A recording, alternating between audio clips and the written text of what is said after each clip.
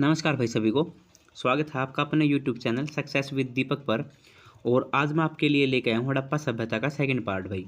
इसमें हम नगर और नए शिल्प के बारे में हम पढ़ेंगे। और ये देखिए कि सबसे पहले हड़प्पा के नगरों से कुछ वस्तुएं हमें प्राप्त हुई हैं। ये कौन सी वस्तुएं प्राप्त हुई है?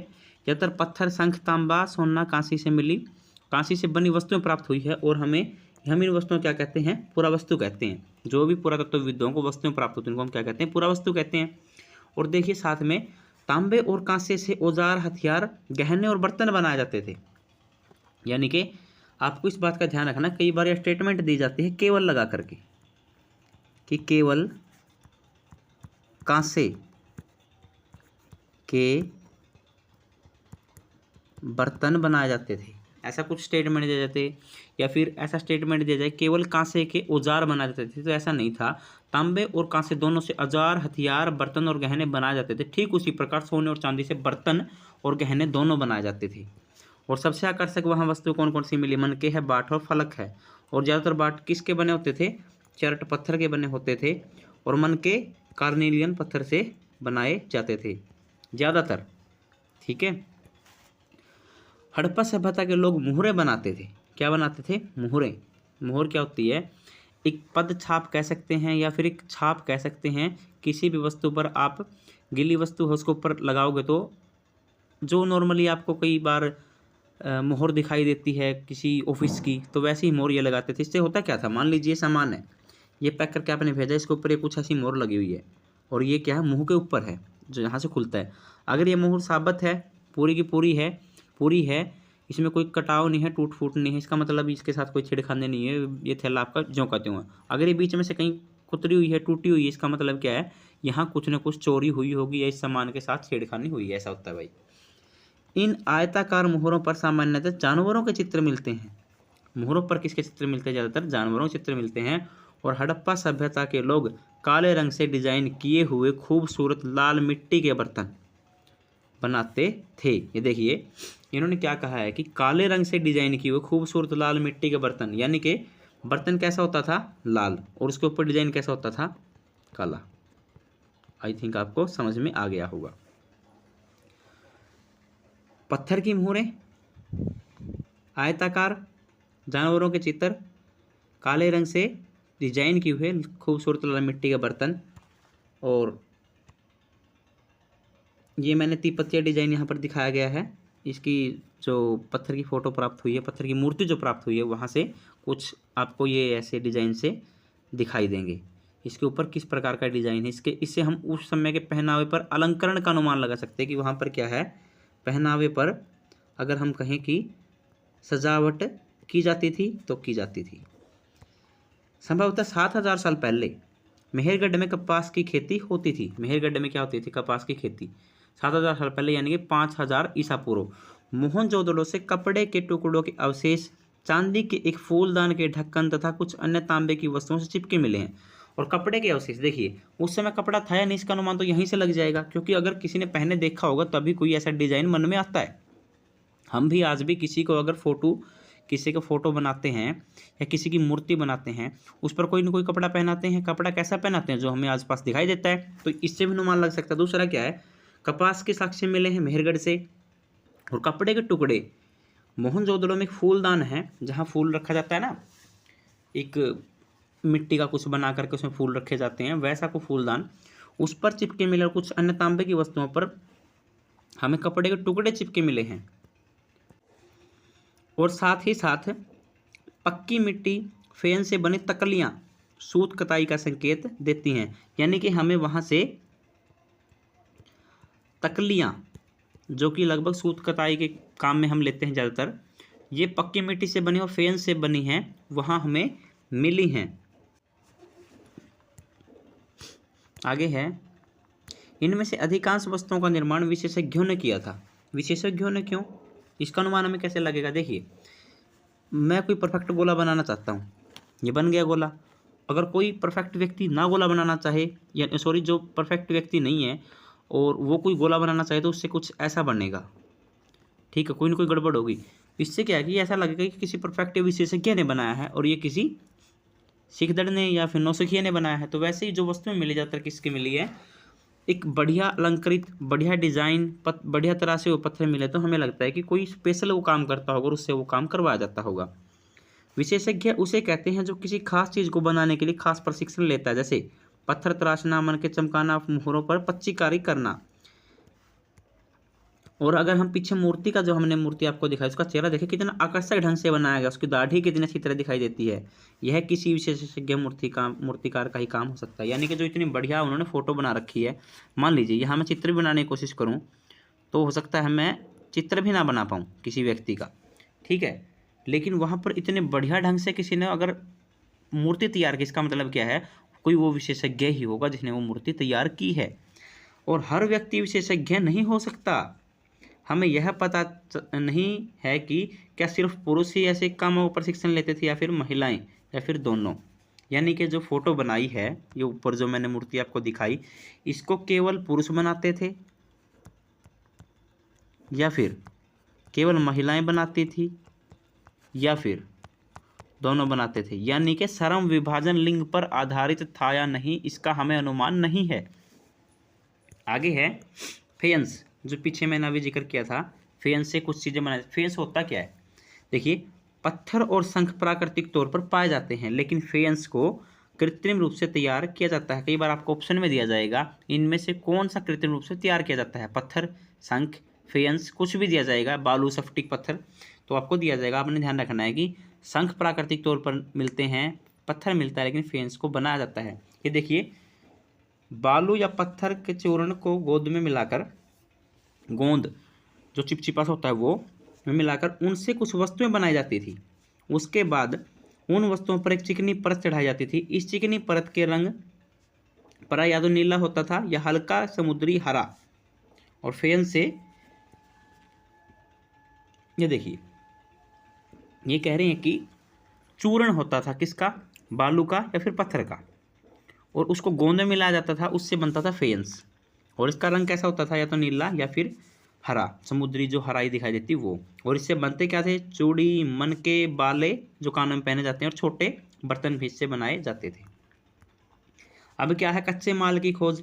यानी कि कोई भी शहर है, मान लीजिए ये हमारा शहर है, यहाँ हम रहते हैं और हमें कुछ चीज़ की आवश्यकता है, अगर शहर में नहीं है तो हम बाहर से मंगवाएंगे। तो वैसा ही क्या था, कच्चा माल उन पदार्थों को कहते हैं जो या तो प्राकृतिक रूप से मिलते हैं या फिर किसान या पशुपालक उनका उत्पादन करते हैं। ये देखिए, लकड़ी है, कच्चा माल है।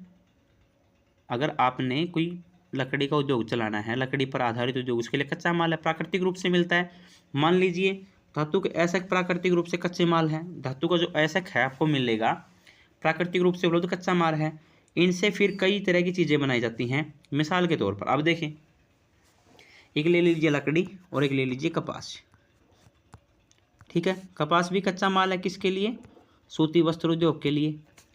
और लकड़ी मान लीजिए फर्नीचर का जो काम करते हैं उसके लिए। लेकिन ये क्या मिलती हैं, प्राकृतिक तरीके से। और ये क्या, कपास प्राकृतिक तरीके से उगाता है कोई व्यक्ति इसको, किसानों के द्वारा, ठीक है। तो कच्चा माल कौन सा होता है, किसी भी उद्योग के लिए कुछ कच्चे मटेरियल की, रॉ मटेरियल की जरूरत पड़ती है, ठीक है, या जिससे कोई माल तैयार किया जाता है, उसे क्या कहते हैं, कच्चा माल कहते हैं।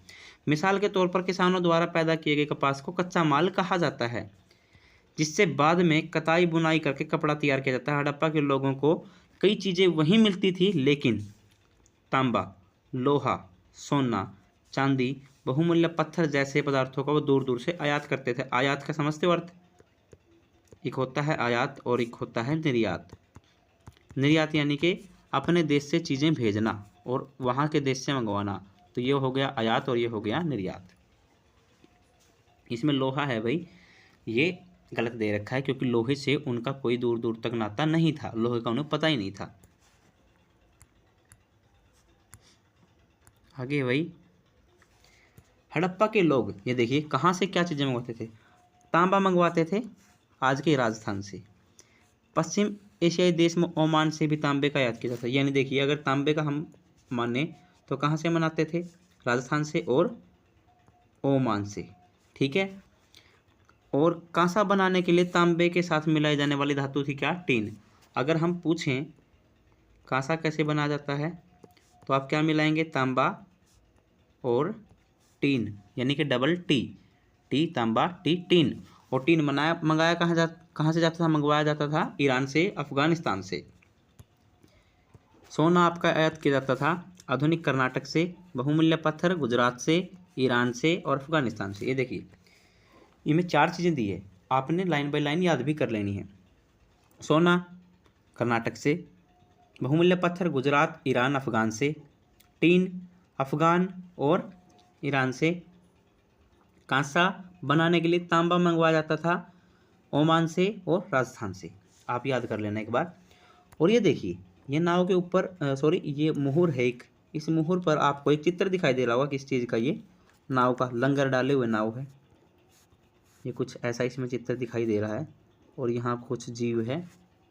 ये देखिए अगर नाव का चित्र आपको किसी मुहर पर दिखाई दे रहा है, इसका मतलब क्या है कि यातायात के साधन में नाव का प्रयोग होता होगा, अनुमान है ऐसा। अब देखते हैं नगर में रहने वालों के लिए भोजन, यानी कि हड़प्पा सभ्यता कैसी थी, नगरीय थी। लेकिन ऐसा तो नहीं है कि सारे के सारे लोग नगरों में रहते होंगे।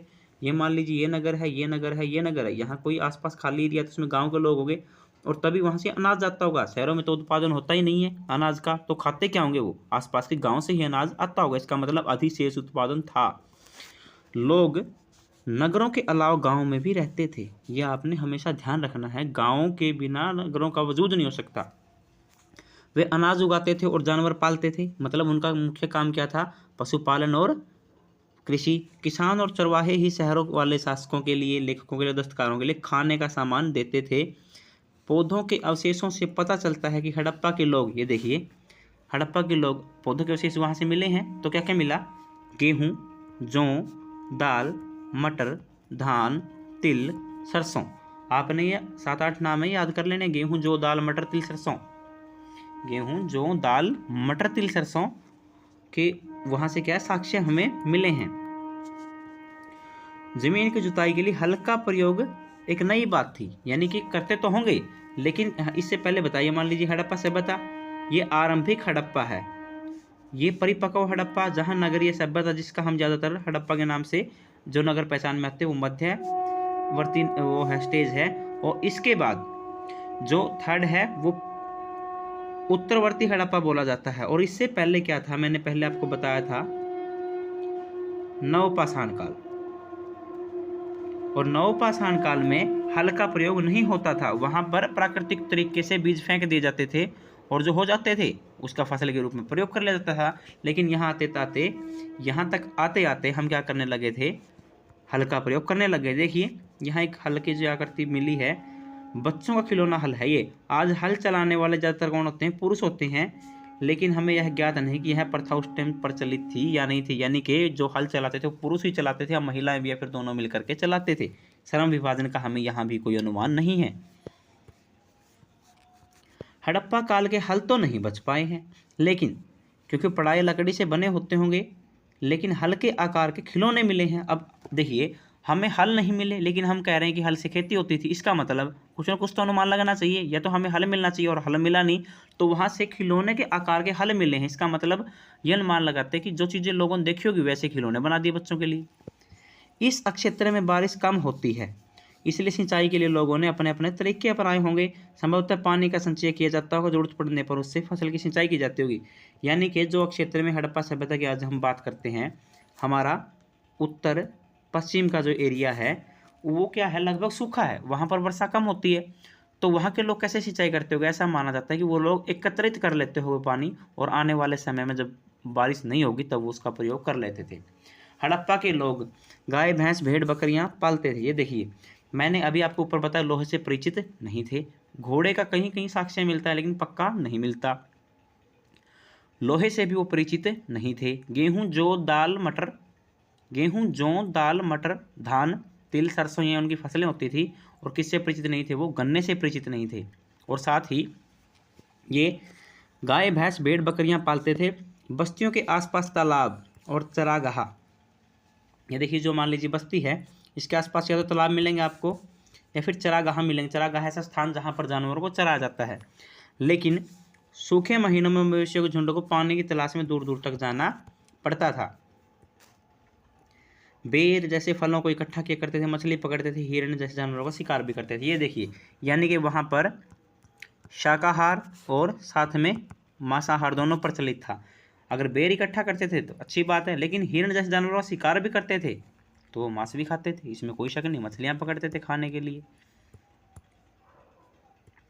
अब देखते हैं हम, कच्छ के इलाके में बदिर खेत के किनारे, खदीर बेत के किनारे धोलावीरा, ये कहाँ गुजरात का है, प्रॉपर है कहाँ ये, गुजरात में है, और इसके बारे में हम डिटेल में पढ़ेंगे।